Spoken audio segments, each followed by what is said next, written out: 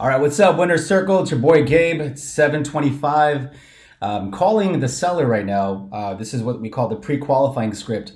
This happens the day before you go out to the listing appointment, no more than 2 days before, no earlier than that. And the intention of doing this is so that we are able to identify any objections that the seller might have after reviewing our entire listing proposal. I emailed over the net sheet, the comps, the commission, our listing presentation. They've had a chance to review it. Now I'm going to ask them questions on that, identify any objections they might have so that I'm prepared tomorrow to handle the objections.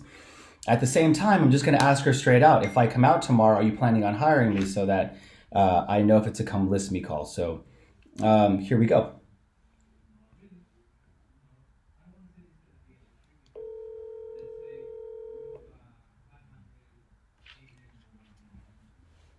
Hello? Hello, Estrella. Hi. Yes. Hi, how are you? Hi, good evening. How's it going? It's going good. How are you doing? I'm well, thank you for asking. I have a late night at the office today, so I'm just getting everything wrapped up and enjoying a little dinner from this restaurant called BJ's. Have you ever had a Powerball? No, I have not. Okay, Did you so say BJ's? yeah, have you heard of BJ's, the restaurant? Yeah. Yeah, Okay, yeah, okay. yeah. So if you ever need like a quick fix, you're really, really hungry, but you don't want to cheat, but you want something with flavor, you have to Uh-huh. get the Powerball. It's so delicious, healthy, and tons of flavor. Okay, Yeah. Powerball. Wow. So Yeah, my daughter loves BJ's. She loves their like mac and cheese. She says it's the best in the fries. She's all over them. So I'll have to try it next time we go there. yeah, absolutely. Well, hey, listen, thanks so much for taking my phone call today. And the reason I'm calling you is because just had a few more questions before I come out tomorrow. So is it okay to ask those questions now? Yeah, yeah, yeah, of course. Awesome. All right, perfect. So just to clarify a couple things. So when I come out tomorrow, as long as everything makes sense, you guys are comfortable with the marketing plan, the process of that, all of it works. You guys are planning on listing your home with me, correct? Yeah, well, I mean, I didn't really have a lot of info, to be honest with you. Like, I've never, it was my first home that like I had purchased, and so I had never really looked into what the process is like, basically, to like sell it and like what the costs are and all that. So I guess that's kind of like where I wanted to like start and get information regarding like that. And I know you sent one of the attachments that you sent. I kind of went over and was reviewing like the information that was on there, because I'm kind of like in a place where I am considering selling, solely because I would like to have cash to be able to then buy something locally here in San Diego. Like, I'm from San Diego, but I moved out to Marietta to be able to buy. I was there for like 3 years, and then I moved back a year ago. And so I'm like, okay, I've been renting that out. The tenants just moved out, and so I'm at a place right now where it's like, do I spend 10,000 on replacing the flooring and this and that, or do I just sell it, hold on to the cash, and then see what happens, within the next few months, potentially buy something local here in San Diego. So that's kind of where I'm at. But to be honest with you, again, I had no idea, really, honestly, because I've never sold a home. It's my first home that I ever bought. So after reviewing the documents that you had sent and I looked at the numbers, I was like, oh man, like I'd only be taking home like 65, somewhere around there, right? Roughly, give or take, just based off of what I was looking at. So I don't know. Like, I'm just kind of like, in my head, I was thinking it would be a little bit more. But then, like I said, after looking at all the fees that are, a part of the process, and all of that, I just don't really know how I feel about only bringing home 65. I just don't know if it would be worth it. I almost feel like I should invest another 10, put it on rent it out for another year or so, and then see what happens at that point. It's kind of what I'm thinking. But again, yes, if everything, like if the numbers would have looked a little bit better, I think I would have been like, for sure, I definitely would have wanted to like use you, just because you've been recommended by a lot of people. But I don't know. No, and I appreciate you being transparent and opening, and that's the only way we can ever work through anything and come up with a game plan that works, that's suitable for you. And So thanks for sharing all of that. So a couple of things about that. Well, obviously the numbers are extremely important. So tomorrow when I come by, we'll explain it a little more how it works. I was conservative on a few things. I haven't seen the property. I don't know the condition of it. I prepared something called a CMA report where it shows you all of the recent activity, and we'll dive into this tomorrow a little more. But I want to plant the seed right now. So the way that we are able to determine value of a home is there's a couple of different approaches you can take. One of them is known as the comparable approach. This is where you find similar properties in the area that have sold within ideally the last 30 to 90 days. And then we make adjustments for things like square footage, if one unit has a better view where it's unobstructed, parking, amenities. We compare developments to one another, so we have to make adjustments. So when you bought the property, your lender had an appraiser go out there, and that's exactly what they did. So that one of the reports inside of there shows you a list of all the comparables. I took a lower price on all of it because I don't know where your home is, the condition of it. So the sales price that you see there is really the bottom line. Like you're really only going to be selling it for more up there, and we'll be able to make those adjustments tomorrow when we go through them in person. But that leads me to a second question. So what is the intention behind selling it? Is the goal to purchase something else? Is it to save money, pay off debt, and then put yourself in a position to buy in the future? What are you hoping to achieve? What's the goal? Yes, definitely. Yes, being able to pay off debt is honestly like my number one thing. My goal, like the numbers that I had ran, I would have enough to pay off debt and then still have about 100 is what I was thinking in my head. But the debt is basically, so here's the deal. Like when I told you that I owed 60 on my HELOC, I basically owe 60 technically speaking, but I have 20 of the 60 in a savings account. I basically just wrote a check to myself from my HELOC like last week, and I was waiting for that to clear, and I was going to use that to pay off some debt, if that makes sense. A lot of the debt that I had. So that's going to kind of pay off the majority of like the credit card debt that I have. So I wouldn't have too much left after once that goes through. But basically, once the property has been sold, then at that point I would, be looking into purchasing something here local. So that is the plan. It's to basically sell the property, pay off whatever remaining debt I have, and then at that point look into purchasing something in San Diego. Wonderful. Okay. And if you decide to sell now versus in the future, where are you planning on moving to next? Do you have a place with family? Are you planning on finding a place to rent, or do you immediately want to go into buying? So I don't live in the property. It's a rental property that I have in Murrieta. So when I bought, I lived there for 3 or 4 years, and then I moved down to Chula Vista. So I'm living in Chula Vista, and I had renters in the property. So I would still, be where I'm at right now until I eventually find a place of my own basically here to buy. Got it. Okay, good. So I just want to make sure that, so it sounds like it's an investment home. And Yeah. how long has it been an investment property? Is it just the year? So it's been one whole year. Yeah, it's been 1 year, and the tenants just moved out. And like I said, I've been going back and forth with property manager on whether or not, we're going to replace the carpet completely. And it's like, well, are we going to put carpet in? Am I going to put laminate, like just kind of going back and forth. And I'm just trying to figure out, well, if I'm going to put it on the market, like, would it be best to put this versus that? You know what I mean? I'm just kind of trying A lot of variables, trying to figure out what the best there's route. a lot of, exactly. Yeah. So the first answer I'll give you is, if your goal, so bear with me for a second because I'm going to give you a long answer. So Yeah. there's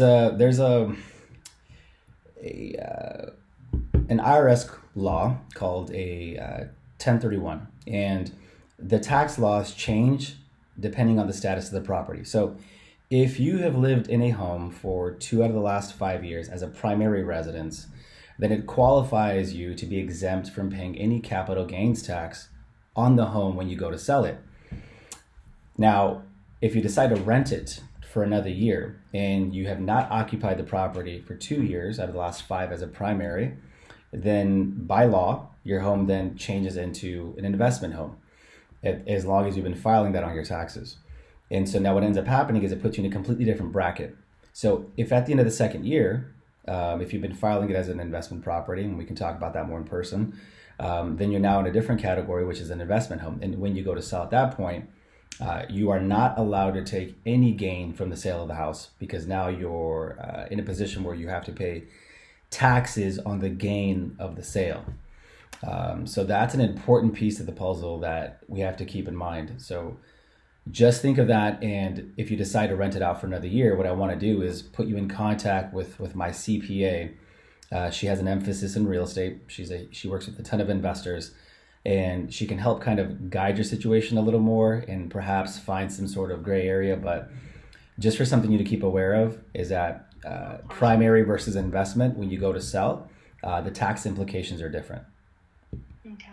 Yeah. So we'll talk a little more. That's definitely good to know for sure. I know I just went to, I just got my taxes done last week, and I know he went over the fact that, or he basically said if you were to sell right now, you'd be okay because you technically did, reside in your home basically for 2 out of the last, I don't think he went into like out of the last however many years, but he's like, you lived there for at least 2 years, so you should be good. He said up to like 250,000, Correct.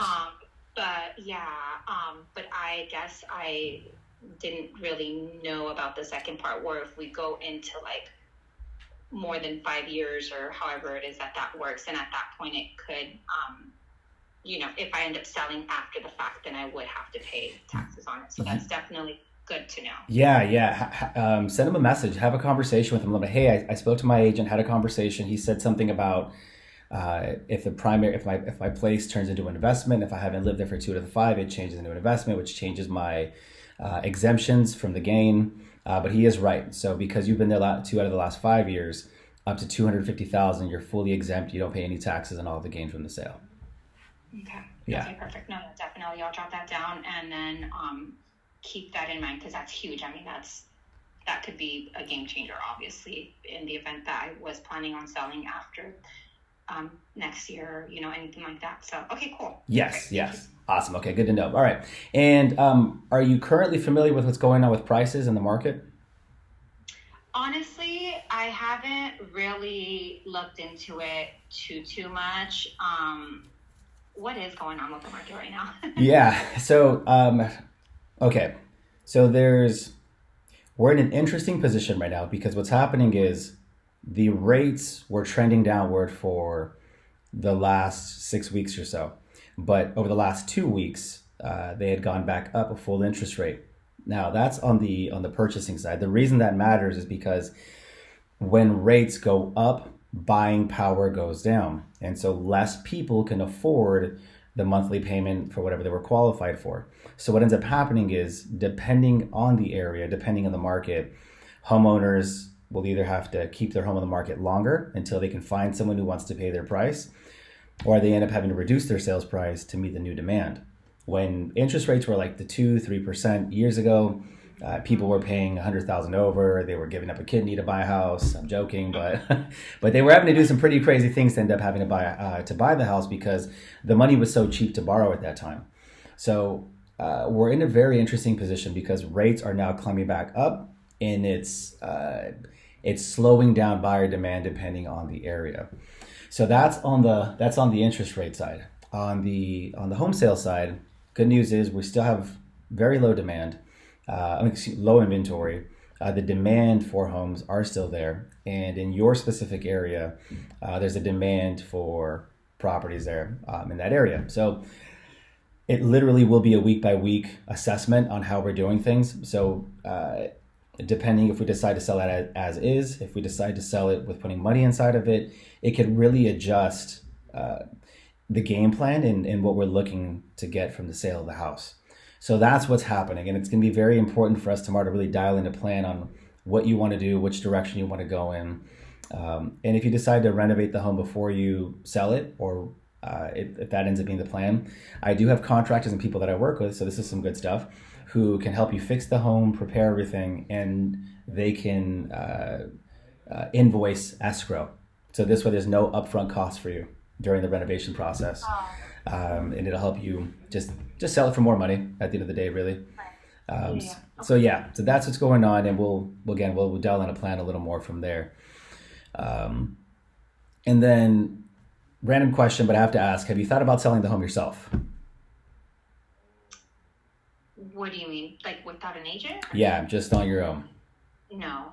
Okay. All right. And are you planning on interviewing more than one agent for the job of selling your home? No. And are you open to doing any kind of buyer financing for the property, or do you just want to cash out? What does that By that I mean, so some homeowners, let's say we sell your home for 470, but the buyer only qualifies for 450, and they say, "Hey, Stray, I'm willing to pay your price of 470, but I only have a loan for 450, so I can't give you the extra $20,000 right now. Do you mind having a private loan with them where you put a lien against the property and they make a monthly payment to you every single month in addition to their primary loan? And then let's say in 2-3 years, there's a balloon payment where they have to satisfy the remaining amount." So let and that's that called sounds a too complicated. okay. All right. I have to Do a ask lot you of to, people do that, or? it's becoming more popular. Oh, really? Yeah, it's becoming more popular. It's a little more complicated. It puts you, the homeowner, at risk because now you essentially become the bank, and if they don't pay you, you have to start the foreclosure process and all of it. So, um, yeah, it's a little different. But And what are the rates like in uh, a situation like so that? if you were to do a private deal, really everything's open, but typically the standard is anywhere from like 9% to 14% Oh, wow. on Oh, that private goodness. on that private Yeah. loan. Interesting. Okay. Yeah. Yeah. No, So I that's mean, it might, if someone gives you like a crazy number, like, hey, I'm willing to pay X amount and it's above market value, but they need help with that private loan. At that point, I might advise you, hey, let's look into it. The numbers might make sense, but okay, I just want to make sure and put that out there for us. yeah. Um, Cool. I've only been able to find a limited amount of information regarding like the tax records on the characteristics of the home, but can you tell me more about the property? Things that I can't find online? Like what? Maybe condition or upgrades. Okay, so in regards to the condition of the home, I mean, I haven't been there in a year, so it's kind of gosh, what I remember it looking like. I mean, I know the carpet has to be completely replaced. Like when I moved in there in 2019, we completely like redid the flooring, but I thought it would be a great idea to put really light colored carpet. It's like it was really, really pretty. Like I loved it, but when we moved out and this whole last year, they just destroyed it completely. So other than the carpet for sure needing to be replaced, I mean, the pictures that I saw, everything looked good. The kitchen is still going to be the same in terms of like whatever you were able to see online. The appliances are not like stainless steel or anything like that. They're just, I believe they're like white, just like a white fridge, a white microwave, the white stove, like dishwasher, all that good stuff. But the tile or countertops in the dining or in the kitchen, I'm sorry, are just tile. There's no upgrade really, to be honest with you. But I mean, I thought it was in good condition. It's like a cute little like townhome, But I feel like for sure, regardless of what route we go, I feel like the flooring has to like get, like we have to like fix the flooring. Like there's no way, just according to the pictures that I saw and like the property manager, I'm like, are they really as bad as the picture? She's like, oh, it's bad. They had a dog. It's just really bad. So we're gonna have to like completely redo the flooring for sure. I feel like like that's without a doubt. Wow, it sounds like they were having a lot of fun on the inside. Like it. I So, guess, yeah. I'm like, geez, come on, guys. But I mean, it was my property, so of course, like we took care of it. You know what I mean? Like I feel like no one's gonna take care of the home like you, like the owner. So like we didn't wear our shoes in the house and like things like that. So I got my carpet cleaned every 6 months. And so I Yeah. don't know. I guess that wasn't the case because, I mean, they're just finding them. So. Yeah, on a side note, that's an interesting thing that you bring up. I never understood why people want to wear shoes inside of the house. You're tracking all that from the outside inside the house. Yeah. You're tracking oil. You're walking into public restrooms, and you're bringing that inside. If you ever want to lay down on the floor or something like that, you just can't. Yeah. Yeah, I don't understand it either. It's like you have your house slippers, like whatever, your Crocs, your Uggs, like whatever you want to wear in your house, like your little slippers, but don't bring in like you're saying, like you step on like who knows what that this, and then you're right, like you're laying on the floor, you're whatever, and it's just like all over. That's gross. Don't even get me started with all that, because then I can go into bed sheets. I can talk about all that, and I'm just like, ugh, no. So. It's really, really, really gross. So yeah, I'm glad we share that sentiment. Yeah, I know for sure. So I feel you on that. But, awesome. Okay, and then last two things for you. Did you have any questions for me before I arrive tomorrow? No, I mean, honestly, like you kind of went over quite a bit. Like I mentioned to you, I mean, honestly, my biggest concern is,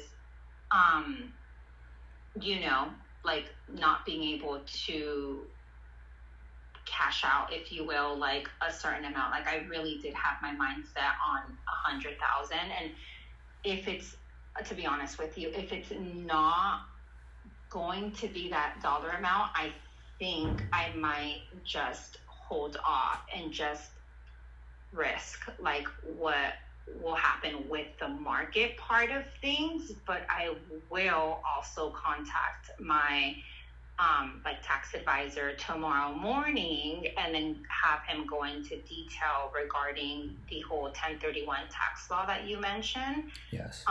To make sure that I'm understanding that and like being covered, or like that I'm making the best decision, because like you're saying, like that's going to be huge, right? Whether I decide to do it now or like really it's like how long will I have to be able to like take advantage of not having to like pay extra taxes based off of that law. So but to be honest with you, I mean, of course, like depending on what he says, I think that's going to determine a lot of things.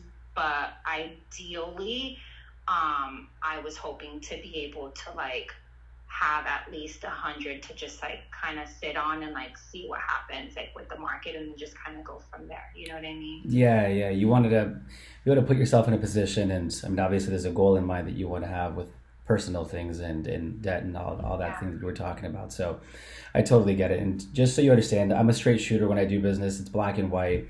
If I think that's possible, I'll let you know. If I don't think it's feasible right now, I think that you should wait 12 months. And as long as your tax preparer says that you're protected, then maybe we wait another 12 months for the market to appreciate a little more. But maybe there's, like I was saying earlier, maybe there's a way that we touch it up a bit before we put it on the market. And if putting $5,000 into the house right now, where with new flooring, paint, and light fixtures can yield you $15,000, $20,000 more on the sales price, we'll figure all that out tomorrow. And if it works out, great, and if not, that's okay too. But at least you have all the information, so you feel sound moving forward.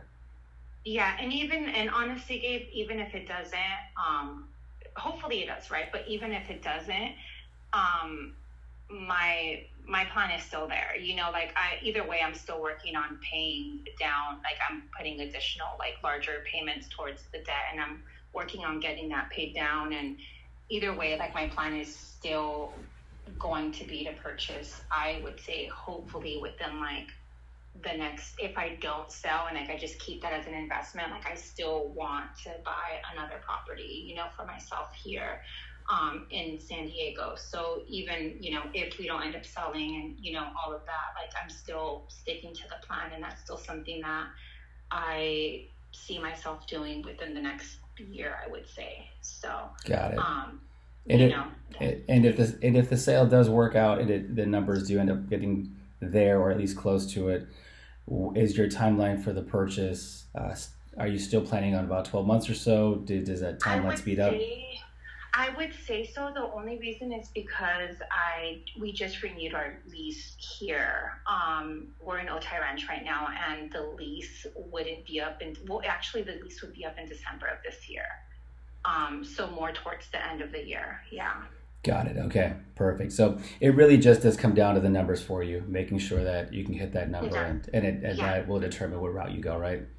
Yeah, exactly. Yeah. Okay, so then we'll most of our time tomorrow then will be around that conversation. Because I have an entire proposal with marketing and all that stuff, but really, if the main goal for you is how do we maximize the profit, then tomorrow our meeting should take about 45 minutes to an hour. I want to take my time walking around the property, looking at it, and then seeing if I can talk to a couple of contractors that I know who can do some really great work, but for cheap pricing, and maybe there's some strategies we can do. So we'll talk about all that tomorrow. We'll go deeper into that side. Sound good? Yes. So I'm sorry. Tomorrow we're going to be meeting at the property. Is that what you're saying? Yes. Oh, that I don't think I can do. I'm so sorry. In my head, I was thinking we were meeting at like one of your offices here or something like that. Cause I don't live there. So I'm in San Diego, and there's no possible way that I could be there, tomorrow at that time. I don't even know how I would get access. Like, I don't even have like keys or anything like that. It's all through the property manager. No problem. Then we'll make some adjustments. How about we do this? So what we can do is we can meet at my office, and I would just need to ask you for a favor. Can you ask the property management company to send updated photos if they have any, just so I have an idea? I have them. Oh, you do? I have them. Yeah, they did the final walkthrough like when they left, of not even a month ago. So I have all of the pictures. Oh, okay, that's amazing. Okay, that's so amazing. Perfect. Okay. Yeah. Okay then. So then, can you reply to the email and send me the photos in advance, so this way I can just do a little more homework tonight to get everything ready, so that I have accurate numbers for you tomorrow. Yeah. No, for sure. I can send that over to you. It's through a portal, so let me just figure out how to like download them and send them over to you. But for sure, I'll definitely do that. I'll work on doing that tonight. Okay, so good then. All right, well then, that saves my commute time. All right, so. I'm so sorry. I'm like, no, my daughter has practice from 4:30 to 6, so like I was gonna like rush over right after. I'm like, there's no way I can be in Marietta tomorrow at that time. I'm so glad we had this conversation, because that would have been funny if I was at the house tomorrow and all of it, but totally okay. That's oh my goodness. No, that was my bad. I just assumed, I'm like, no, he knows I'm in San Diego. There's no way I'd go out there. Like, it's all in my head. And no, I'm just finding out right now that you're in San Diego, so that's okay, perfect. So all right then, what I'll do is I will send you a message with my office address, so we can meet here, and I'll spend a little more. I'll wait for the photos. Hopefully we can have them tonight. If not, no worries. The commute time I was going to use tomorrow, I can use that to review those. And I look forward to meeting you. Will you be coming alone, or should we be expecting anyone else with you? Tomorrow, it'll just be myself. I might have to bring my daughter. She can probably just hang out in the lobby, depending on if I have time to drop her off and if somebody will be home to watch her. But if not, like I said, I'll just have her sit in the lobby and like read a book or something. We have snacks, we have iPads, so she can come on by and hang out. Perfect. Okay, that sounds great. We'll make the accommodations for that. So, okay, Estrella. Well, hey, thanks for taking the time tonight to have a conversation with me. I look forward to seeing you tomorrow at 7. Likewise. Thank you so much. We'll see you tomorrow. Thank you. See you tomorrow. Good night. Bye-bye. Good night.